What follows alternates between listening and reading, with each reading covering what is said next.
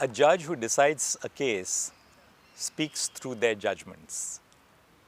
Once a judgment is delivered, that judgment becomes public property of the nation.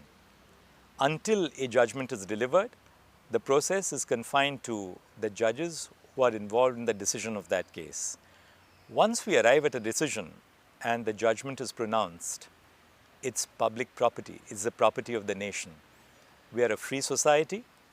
We have a constitution which protects the right to the freedom of speech and expression, and therefore people are entitled to exercise the right to freedom of speech and expression, to critique, to criticize, to appreciate.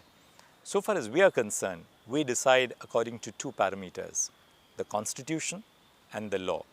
And I don't think it will be appropriate for me either to respond to criticism or to mount a defense of my judgment. What we have said in the judgment is reflected in our reasons which are contained in the signed judgment, and I must leave it at that.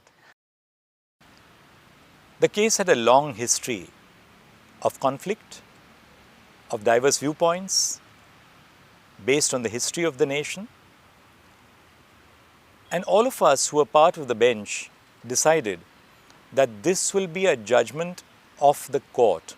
The court will speak through one voice. And the idea of doing so was to send a clear message that all of us stood together, not only in the ultimate outcome, but in the reasons which were indicated in the judgment. And that was why we decided that this will read as a judgment of the court. Since we decided that this will read as a judgment of the court, it will always remain a judgment of the court, and I'll close my answer with that.